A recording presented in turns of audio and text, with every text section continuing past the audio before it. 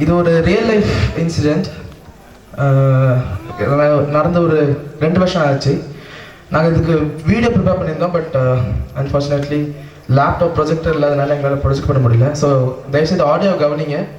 அதுக்கப்புறம் அந்த டெஸ்ட் எடுத்து ஷேர் பண்ணுறோம்.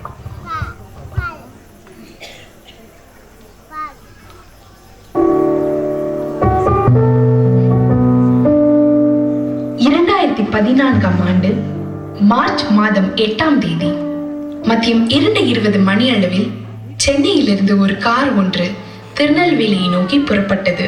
அதில் ஒரு சகோதரனும் சகோதரியும் பயணித்தனர்.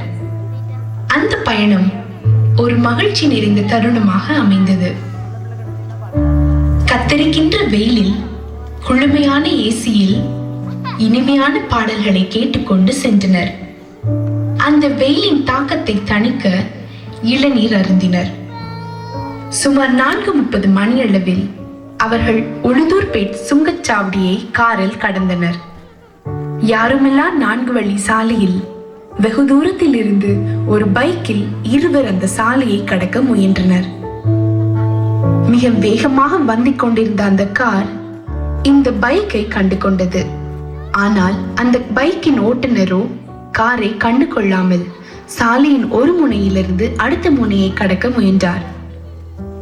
பைக்கில் 2 வயது நிரம்பிய குழந்தையின் உயிரை காப்பாற்ற காரை வலது பக்கமாக திருப்பினான்.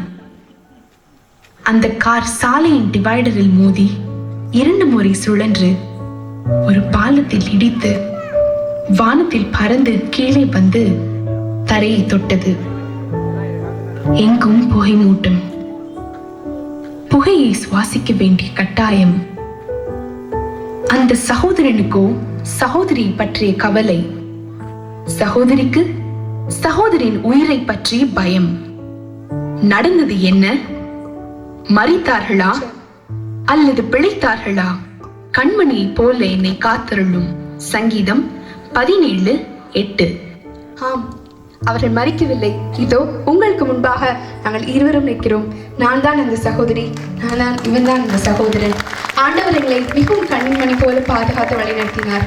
உங்களுக்கு ஒருவேளை எப்படி இருந்திருக்கும்னு சொல்லிட்டு நீங்கள் ஆடியோ மட்டும் கேட்டிருக்கலாம். ஆனால் உங்களுக்காக அந்த கார் எப்படிப்பட்ட சூழ்நிலையில் இருந்துச்சுன்னு சொல்லிட்டு அந்த ஃபோட்டோ இருக்க முடிஞ்சு உங்களுக்கு பார்க்கணும்னு சொல்லிட்டு இருந்ததுன்னா நீங்கள் போகும்போதும் சரி அந்த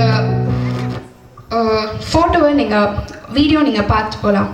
அதனால ஆண்டவர் நம்மளை வந்து ஒவ்வொரு மணித்துளிகளிலும் நம்ம பாதுகாத்து வழி நடத்திட்டு வர்றாரு.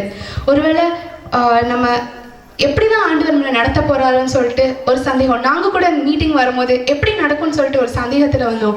ஆனால் ஆண்டவர் எங்களுக்கு வாக்குத்தத்தத்தை கொடுத்திருந்தாரு. ஆண்டவரை நம்ம நினைத்து பார்க்கும்போது ஆண்டவர் நம்மளை கண்ணின் மணி போல நம்ம பாதுகாத்து வழி நடத்துவார்.